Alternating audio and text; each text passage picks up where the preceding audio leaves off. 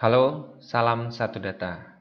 Hari ini saya akan kembali menjelaskan panduan pengisian PMP EDS Digdasmen Offline gitu ya. Jadi teman-teman, silakan akses PMP-nya gitu ya, karena banyak yang bertanya sama saya, kenapa saya sudah melakukan pengisian PMP tetapi statusnya tidak 100% gitu ya. Nah, jadi teman-teman sebelum melakukan itu, pastikan teman-teman sudah melakukan patch ke versi yang terbaru gitu ya. Jadi teman-teman bisa mengikuti panduannya sesuai dengan yang ada di webs PMP-nya gitu ya.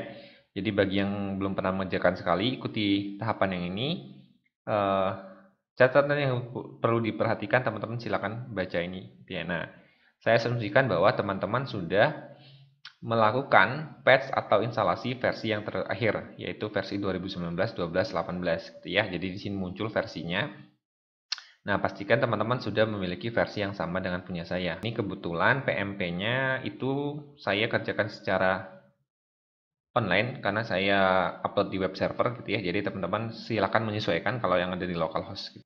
Nah, hal yang harus teman-teman perhatikan adalah ketika teman-teman sudah melakukan patch eh, menggunakan versi 2019, 12, 18 itu jangan lupa teman-teman langsung melakukan yang namanya sinkronisasi gitu ya.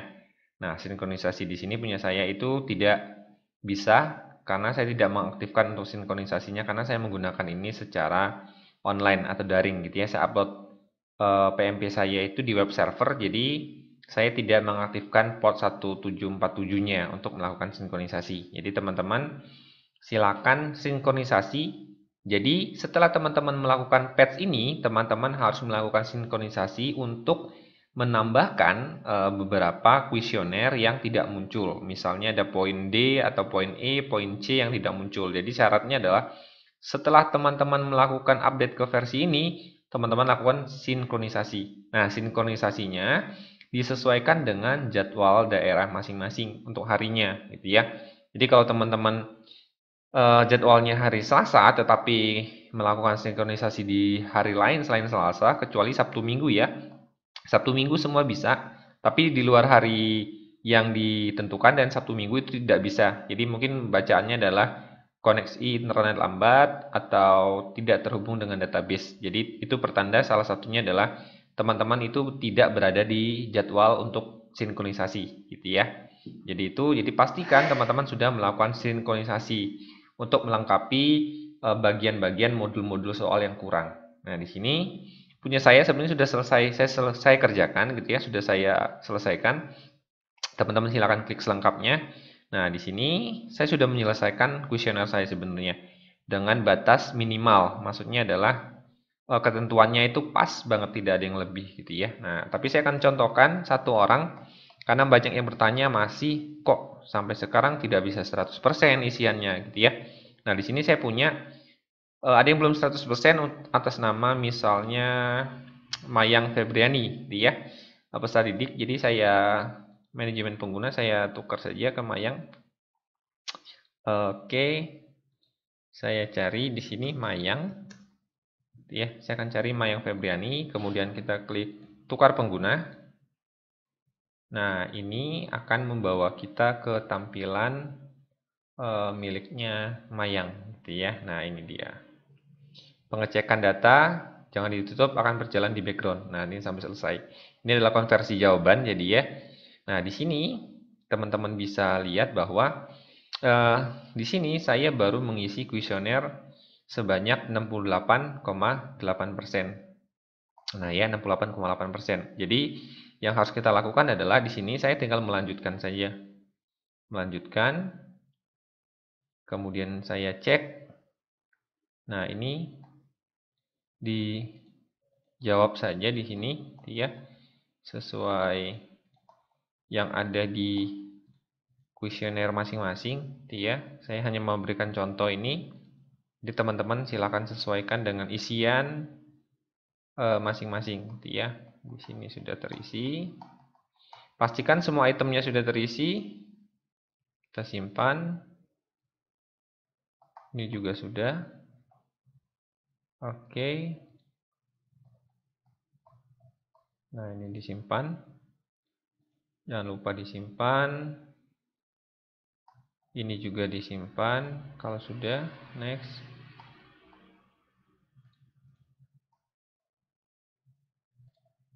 Nah, ini bisa teman-teman isi, sesuaikan jawabannya di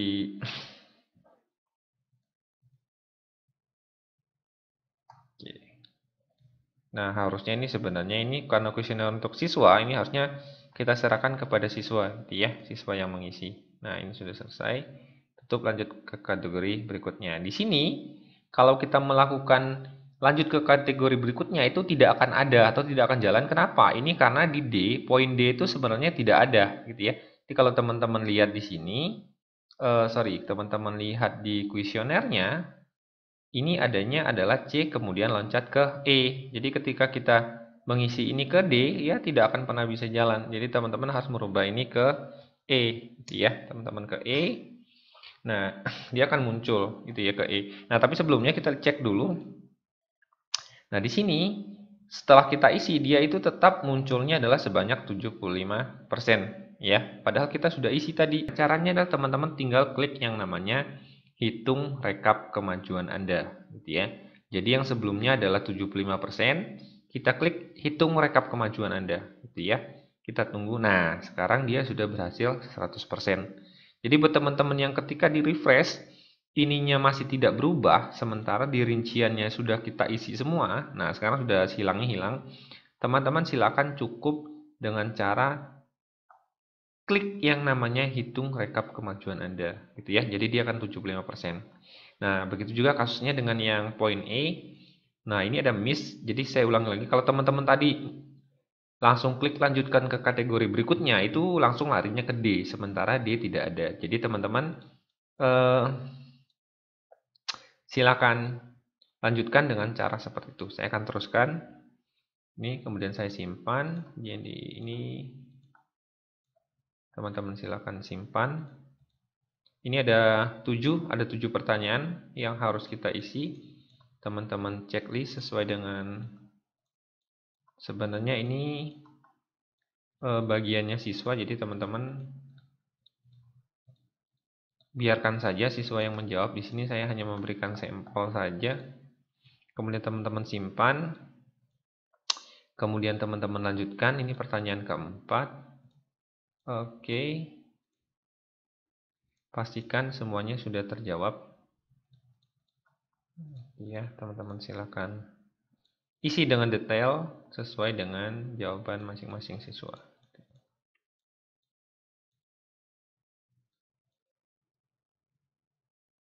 Oke, ini pertanyaan terakhir. Teman-teman silakan jawab.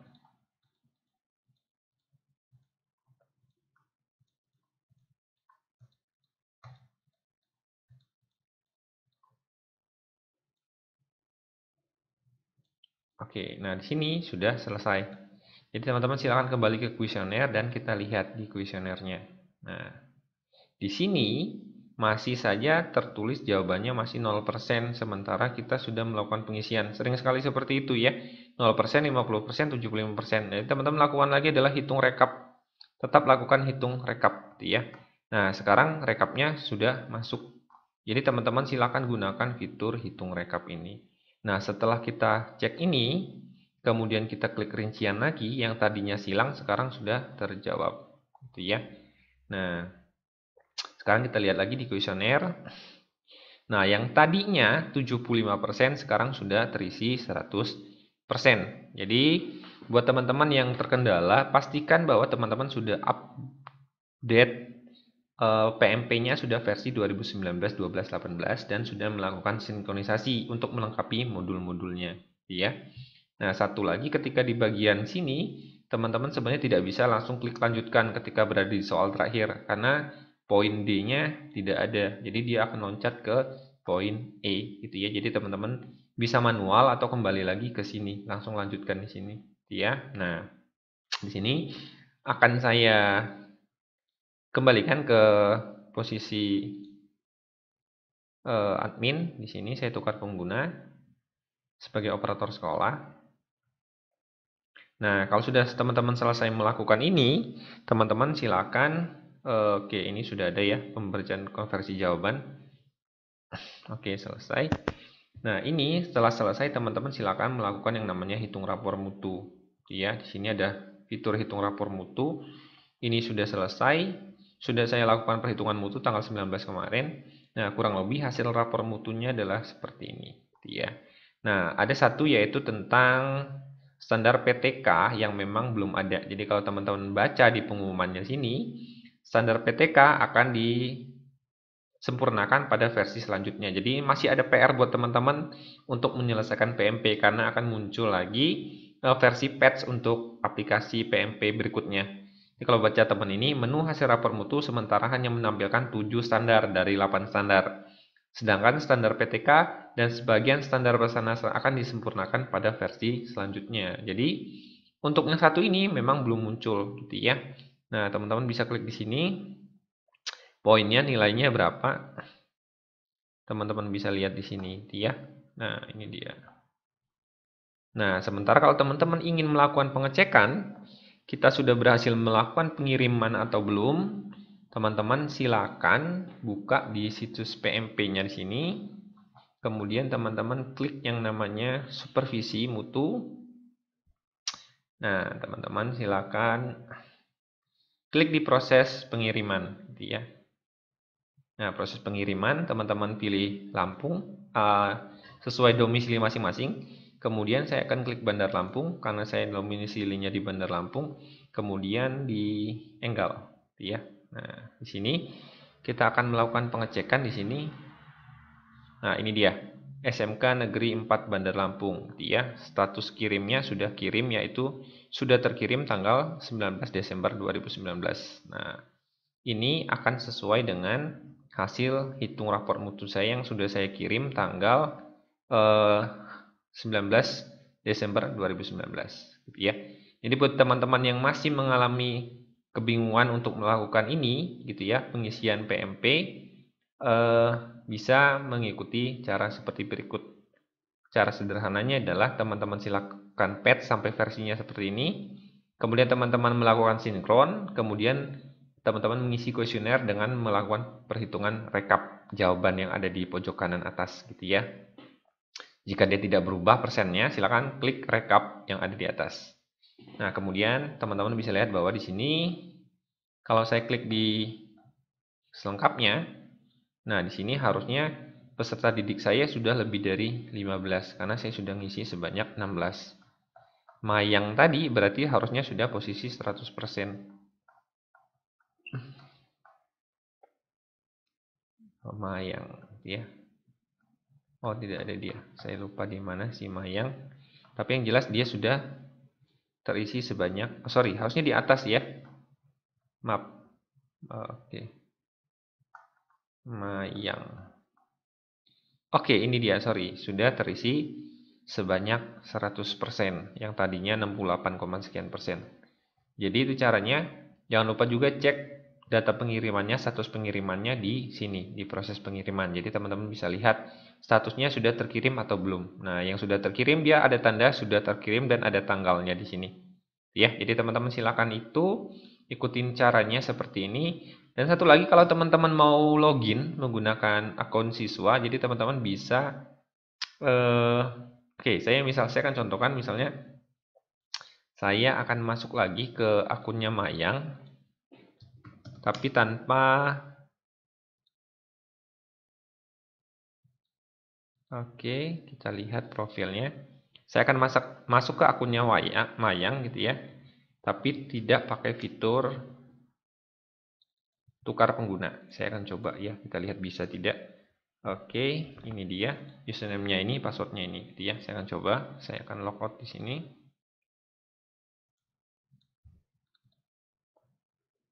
Oke, saya akan masukkan di sini. Kita coba bisa tidak. Nah, ini password-nya adalah ini.